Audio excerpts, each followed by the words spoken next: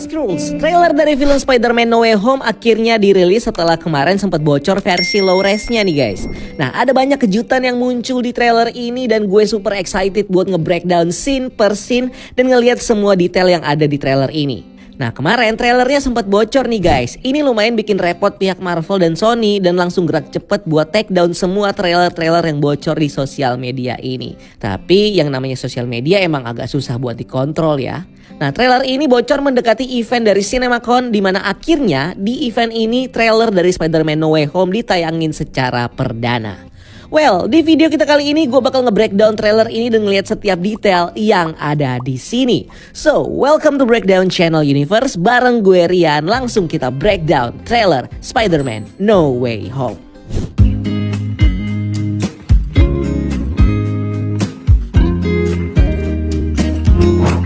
Trailer dibuka dengan scene yang nunjukin Peter Parker dan MJ yang lagi rebahan di atas gedung dengan dialog di antara mereka berdua. Nah, momen ini sebenarnya udah sering terjadi di versi komik dan film Spider-Man Sam Raimi saat Peter rebahan berdua sama MJ sambil ngobrol romantis gitu. Nah, MJ lagi ngebacain berita yang ada di koran tentang kasus Spider-Man yang ketahuan identitas aslinya sebagai Peter Parker. Nah, MJ ngebacain satu headline berita yang menurut dia bagus, yang isinya kayak gini nih. Beberapa orang berpendapat kalau kekuatan Peter adalah kemampuan dari laba-laba jantan menghipnotis laba-laba wanita. Bagian berita ini udah pasti adalah salah satu berita hoax yang beredar di masyarakat yang relate banget dengan yang terjadi saat ini di dunia. Karena di sini Peter lebih memilih untuk kabur dan bersembunyi dibanding mencoba membersihkan namanya yang sekarang jelek karena hoax yang dibuat sama Mysterio di film sebelumnya. Nah, kekuatan ini sebenarnya beneran ada loh di komik dan jadi referensi buat kekuatannya Spider-Woman yang di komik bisa mengendalikan orang pakai veronom, zat yang ada di dalam tubuhnya yang berguna untuk memikat orang lain. Masih di scene yang sama, MJ yang masih ngegodain Peter dengan ngebaca berita-berita lucu tentang dirinya ini terus diminta berhenti sama Peter yang dibalas dengan "Yes, my Spider-Lord," kata si MJ gitu. Nah, Spider-Lord ini sebenarnya ada loh karakternya, atau lebih benernya adalah Lord Spider, di mana dia mendapatkan kekuatannya dari radiasi nuklir yang menyatu dengan DNA-nya dan bikin dia jadi punya kekuatan Spider. Tapi nggak relate sih sama yang ada di trailer ini, tapi referensi aja. Masih di atap, Peter bilang ke MJ, bisa nggak sih kita duduk seharian di sini di bawah keadaannya lagi gila banget. Ini menjelaskan keadaan kota setelah berita hoax Mysterio ini tersebar, di mana mungkin warga New York mulai menyalahkan Spider-Man dan percaya sama berita hoax yang disebar sama J. Jonah Jameson. Tapi nggak menutup kemungkinan ada juga warga yang membela Spider-Man dan percaya kalau berita yang beredar adalah berita bohong, atau sekedar membela karena bagaimanapun si Spider-Man ini adalah hero yang juga terlibat dalam proses ngalahin Thanos di Avengers Endgame.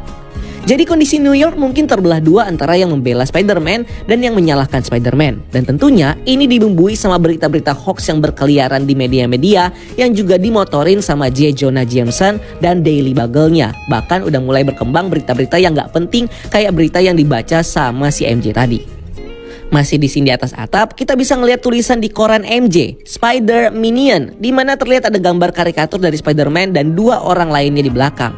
Nah, sepertinya bukan cuma Peter nih yang kena masuk berita, tapi teman-temannya juga ikutan masuk berita, di mana dua karikatur di belakang ini adalah Ned dan MJ.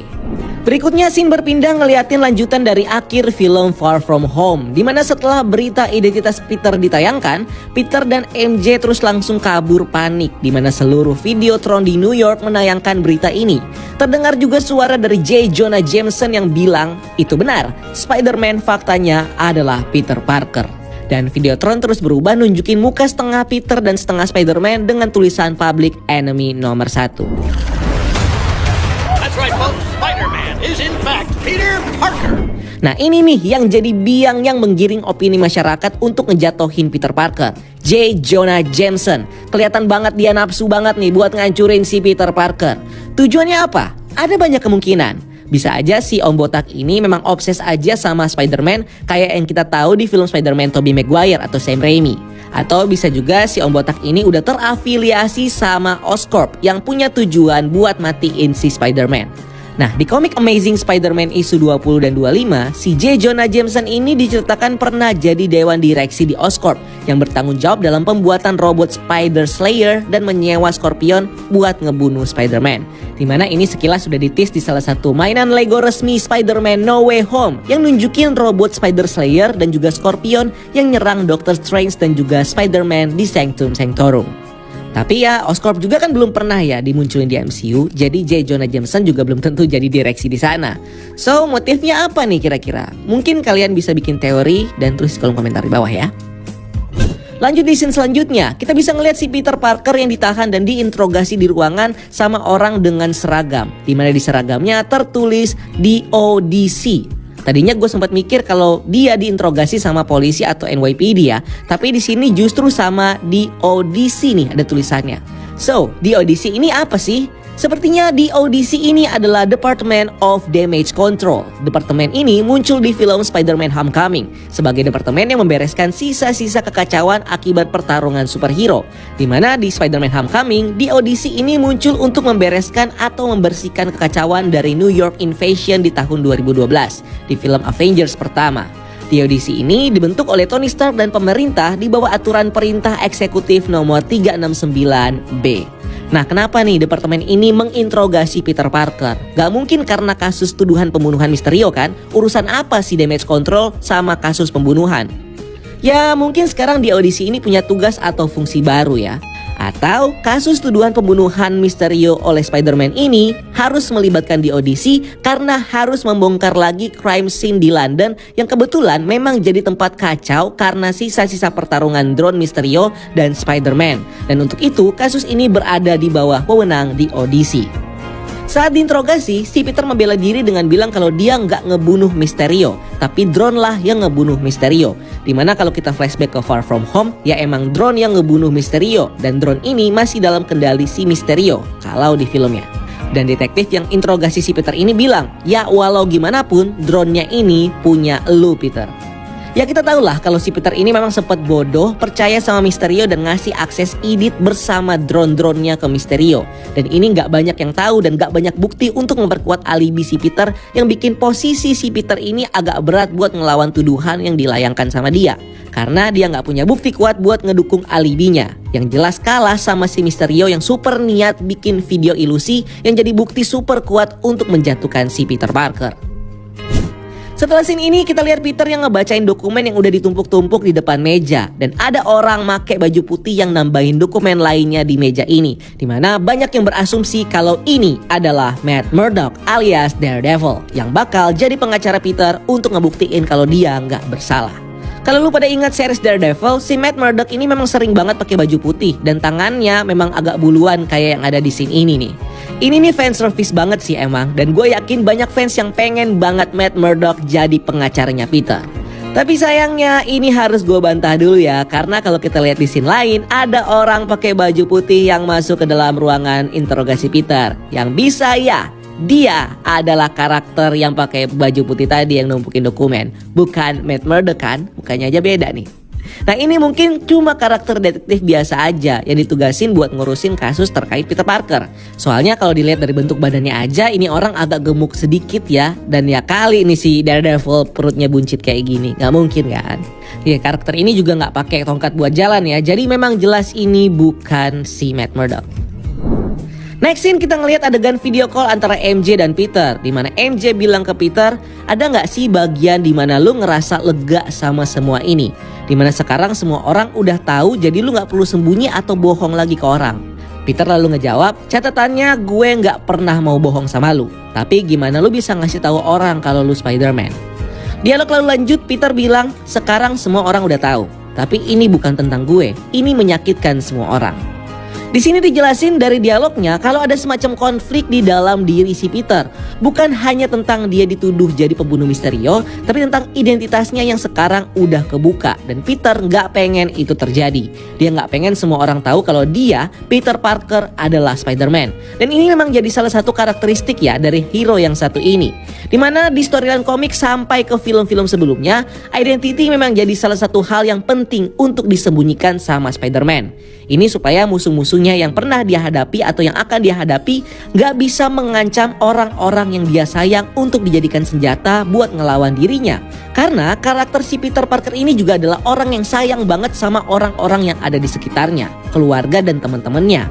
Dan keluarganya ini emang sering banget dijadiin senjata sama musuh-musuhnya buat ngelemahin si Peter Parker ini. Nah, sambil di scene kita bisa ngelihat Peter, Ned, dan MJ yang datang ke kantor polisi. Di mana di depan kantor polisi ada banyak orang yang protes ngebawa spanduk yang kontra dengan Peter Parker. Di spanduk terlihat ada tulisan Devil in Disguise dan orang-orang ini nunjuk-nunjuk Peter dan teman-temannya yang jelas juga pasti maki-maki mereka nih. Di sini Peter megang erat tangannya MJ yang ngasih kita lihat kalau mereka berdua berusaha kuat buat menghadapi cacian-cacian orang di depan kantor polisi ini. Nah, di scene ini Flash Thompson juga kelihatan dan punya tampilan yang berbeda dengan rambut yang sekarang udah dicat pirang dan lurus nih secara alami. Ini mirip banget kayak tampilannya di versi komik. Scene lainnya ngelanjutin tepat setelah film Far From Home, di mana Peter dan MJ kabur swinging di New York dan helikopter berita ngikutin mereka sampai ke atas jembatan ini. Terus pindah ke scene di mana Peter jalan di sekolahnya dan semua teman-teman sekolahnya ngerekamin dia pakai handphone yang bikin dia jadi risih. Dan di scene lain kita bisa ngeliat Peter dan Aunt May yang kelihatan kaget banget pas rumah mereka didatengin sama polisi. Dimana di momen ini Peter sepertinya akan dibawa ke kantor polisi untuk diinterogasi atas kasus pembunuhan Mysterio, yang kemudian lanjut ke Ned dan Aunt May yang di sini juga harus diinterogasi sama polisi tentang kasus yang menimpa Peter. So, apa yang akan dilakukan selanjutnya? Peter lanjutin dialog di trailer dengan bilang kalau dia bakal benerin semua ini. Peter dapat inspirasi dari dekorasi Halloween yang dia lihat di kantin sekolahnya, di mana dekorasi ini juga ngejelasin kalau set film ini berada di bulan Oktober. Dekorasi yang memperlihatkan penyihir dengan topinya ini lalu bikin Peter mikir kalau dia bisa minta tolong sama penyihir yang dia kenal. Siapa lagi kalau bukan Dr. Stephen Strange. Di next scene setelah logo Sony, Columbia Pictures, dan Marvel Studios, Peter Parker datang ke Sanctum Sanctorum untuk meminta tolong sama Dr. Strange. Dimana Sanctum ini terlihat putih ketutupan salju sampai ke dalam ruangan. Ini mungkin efek karena genteng Sanctum ini belum dibenerin sama Stephen Strange sejak Hulk ngebolongin genteng ini di film Infinity War. Makanya salju-salju jadi masuk nih ke dalam ruangan ini. Tapi kondisi luar New York nggak ada saljunya ya. Dan ingat, ini sebenarnya bulan Oktober ya. Jadi New York nih belum winter seharusnya.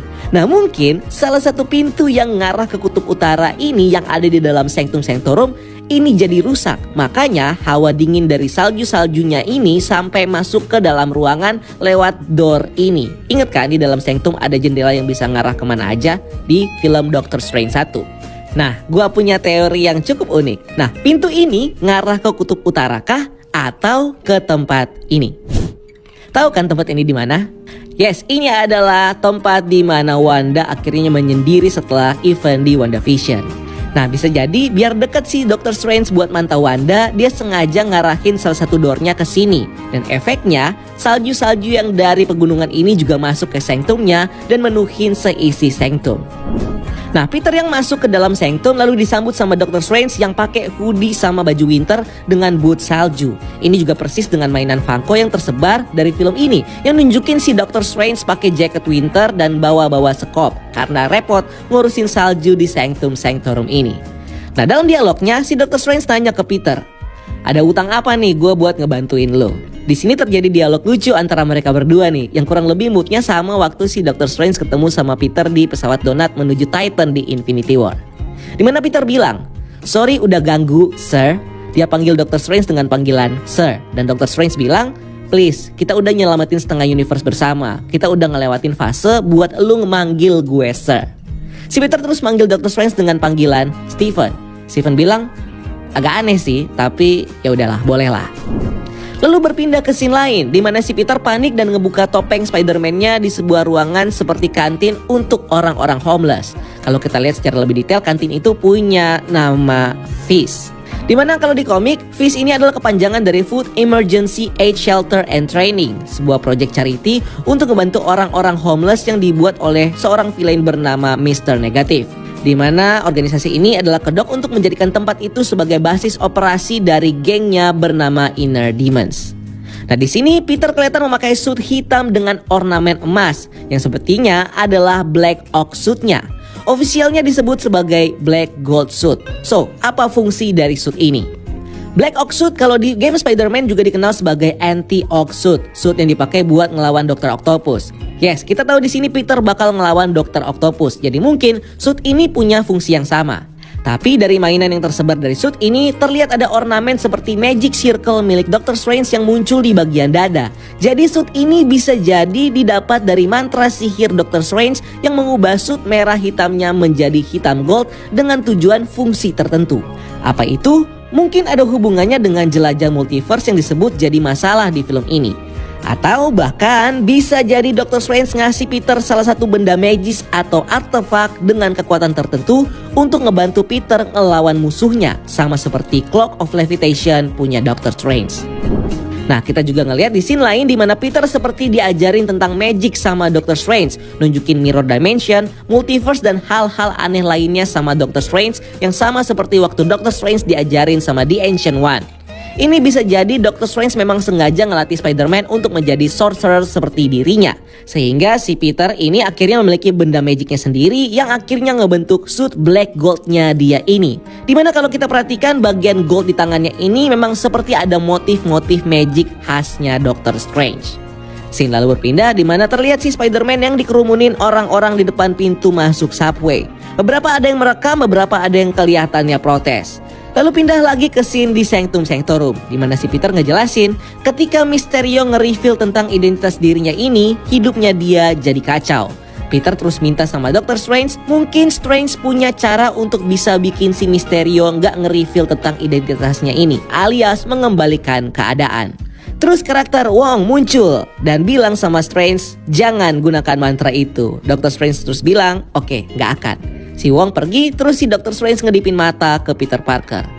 Nah, scene ini kayaknya bakal connect dengan film Shang-Chi and the Legend of the Ten Rings ya, dimana di sini Wong pergi pamitan untuk pergi liburan dan bertarung di film Shang-Chi seperti yang kita lihat di trailer Shang-Chi yang ada Wongnya ngelawan Abomination.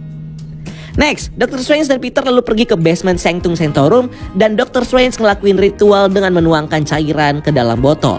Terus juga kelihatan si Dr. Strange seperti menarik helai rambut yang sepertinya menggunakan rambut dari Peter Parker, sama seperti yang dia lakukan waktu ngebantu Thor nyariin Odin di film Thor Ragnarok.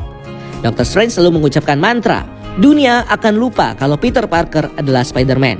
Peter lalu kaget dan mengganggu ritual ini dengan nanya, serius semuanya? Bisa nggak beberapa orang aja tetap ingat? Dr. Strange terus bilang bukan begitu cara mantranya bekerja. Peter terus tetap ngegangguin. Dia bilang MJ bakal lupa tentang semua yang pernah kita lakukan. Strange terus bilang stop ngerusak mantranya. Peter terus bilang ya Tuhan, terus Ned gimana? Dia kan best friend gue. Cerewet Peter lanjut. Terus Strange terlihat kesulitan nahan kekuatan magic ini yang terus suruh si Peter ini diam. Nah, ritual ini ngebentuk seperti satu lingkaran yang ngelilingin mereka yang akhirnya lingkaran ini kayak ngebuka sekitar ruangan ke satu dimensi. Dimana kelihatan ada semacam kekuatan warna-warni. Terus terlihat juga seperti lorong waktu. Dimana Dr. Strange terus mencoba mengecilkan circle yang mengelilingi mereka ini. Peter lalu nanya, apa yang barusan terjadi? Gue coba balik dari awal ya buat ngejelasin scene ini. Di sini Peter jelas-jelas meminta bantuan Dr. Strange untuk memutar waktu dan mengubah hal yang pernah dilakukan sama Mysterio. Tapi kita tahu kalau itu nggak mungkin dilakukan karena bukannya akan mengubah kondisi dari Spider-Man saat ini, justru itu akan menciptakan timeline bercabang jika mereka mengubah hal yang seharusnya terjadi. Nah, di sini Dr. Strange nawarin mantra yang lain, di mana mantra ini mampu menghapus ingatan umat manusia terhadap satu hal. Di sini untuk bikin semua orang lupa siapa itu Spider-Man. Wong nggak setuju karena akan ada konsekuensi dari mantra itu, meskipun kita nggak tahu konsekuensinya itu apa. Nah, storyline ini sebenarnya diadaptasi dari storyline komik The Amazing Spider-Man One More Day dan juga One Moment in Time, yang sebenarnya pernah gue prediksi sedikit di video penjelasan ending Far From Home. Dimana di komik diceritakan di kejadian Civil War, Spider-Man memilih untuk mendukung Superhuman Registration Act atau istilah di MCU itu Sokovia Accord. Dimana di hadapan publik, Spider-Man nge-reveal tentang identitas dirinya yang sebenarnya adalah Peter Parker. Keputusan ini akhirnya disesalin sama Peter karena takut impact dari terbongkarnya identitas dia ini ke publik bakal membahayakan keluarganya dari musuh-musuh yang pernah dia lawan. Nah, bener aja, setelah kejadian Civil War berakhir, Aunt May ditembak sama orang suruhan dari Kingpin yang bikin Aunt May nyaris mati. Nah, di posisi yang sulit ini ditambah lagi Peter yang lagi diburu sama S.H.I.E.L.D. Peter terus digoda sama Mephisto yang ngasih tawaran buat nyelamatin Aunt May dengan harga kalau dia harus ngorbanin pernikahannya dengan MJ. Ini lumayan bikin Peter dan MJ ini jadi galau ya. Nah, berlanjut di storyline One Moment in Time, MJ dan Peter lalu minta bantuan Doctor Strange untuk mengembalikan kerahasiaan identitasnya. Doctor Strange lalu bersama Tony Stark dan Reed Richards bekerja sama menciptakan mesin yang bisa membuat semua orang lupa tentang Peter Parker adalah Spider-Man, kecuali Peter dan Mary Jane. Jadi ini agak-agak mirip lah ya storyline-nya dengan melibatkan Doctor Strange di dalam krisis identitas rahasia yang dihadapi sama Peter Parker. Nah, berlanjut ke trailer. Sepertinya mantra dan ritual yang dibikin sama Doctor Strange dan Peter di sini ngasih efek tertentu di universe, di mana terjadi semacam efek yang mengakibatkan adanya multiverse. Tapi kan nggak mungkin ya, karena salah satu mantra aja bisa ciptain multiverse ini. Ini pasti ada trigger lain nih. Nah, menurut gue kayaknya ritual itu nggak ada pengaruhnya sama multiverse. Yes, bisa aja si Doctor Strange ini ngeyel ngucapin mantra yang berbahaya padahal udah diperingatin nih sama Wong. Tapi nggak mungkin sampai berdampak ke terjadinya multiverse. Justru sepertinya ritual ini terjadi berbarengan sama pecahnya multiverse yang terjadi di series Loki. Dan mungkin juga berbarengan sama Wanda yang ngeluarin kekuatannya di episode terakhir WandaVision. Atau mungkin juga bareng sama Wanda yang tiba-tiba dengar suara anak-anaknya waktu dia lagi ngeluarin astral projectionnya di post credit scene WandaVision. Dimana dari scene waktu mantra ini dilakukan, kita bisa sekilas ngelihat atmosfer yang sama kayak di tempat He Who Remains di series Loki. Vibe-nya agak-agak sama nih, warna-warna ungu. Nah, jadi bisa jadi ini yang bikin Doctor Strange juga jadi ngeh sama pecahnya multiverse karena kejadiannya ini terjadi bersamaan atau bareng. Nah, yang kasihan adalah yang tadinya Doctor Strange sama Peter cuma ngadepin masalah identitas Peter doang dan iseng mau bikin dunia lupa sama Peter, sekarang mau nggak mau mereka harus hadepin masalah pecahnya multiverse yang bikin mereka mikir kalau ritual mereka lah yang nyebabin itu. Dan ini bisa terlihat jelas di salah satu scene saat Doctor Strange bilang kalau mereka sudah merusak stabilitas ruang dan waktu. Selain itu di scene lain, Doctor Strange juga ngejelasin sama Peter tentang konsep multiverse yang dia sebut sebagai salah satu level yang mengerikan. Multiverse is a concept about which we know frighteningly little. Karena memang kejadian multiverse yang terjadi di film ini akhirnya membuat beberapa musuh besar Spider-Man dari universe lain akhirnya muncul dan berhadapan sama mereka. Dimana beberapa scene juga kita bisa ngelihat Doctor Strange yang ngebawa Spider-Man berpetualang ke Mirror Dimension dari kota New York dan juga ke sebuah kereta yang sedang melaju cepat. Dimana ini persis seperti scene saat Doctor Strange dan Mordo kejar-kejaran sama Caecilius di film Doctor Strange pertama. Nah, bisa jadi ini adalah momen saat Doctor Strange melatih Spider-Man soal kekuatan sihir, atau momen dimana Doctor Strange memperkenalkan dunia sihir dan multiverse seperti waktu Ancient One ngebuka mata Doctor Strange dulu.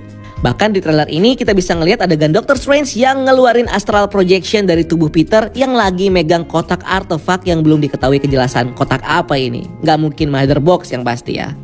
Nah, ini sebenarnya mengingatkan kita sama salah satu event di komik Spider-Man One More Day saat Doctor Strange ngeluarin astral projection dari tubuh Peter untuk melatihnya menjelajahi alam astral bernama Astral Plane. So, sama seperti di komik, scene ini bisa jadi adalah momen saat Doctor Strange melatih Peter untuk menggunakan astral projection yang dilakukan Peter dengan bantuan kotak artefak milik Doctor Strange yang sepertinya punya fungsi untuk menahan tubuh fisik dari Peter supaya sosok astralnya bisa dengan mudah keluar. Atau ini justru artefak yang akan digunakan untuk mengubah kostum Spider-Man menjadi hitam emas dan mampu membuat Peter ngeluarin magic circle dari dada dan juga tangannya.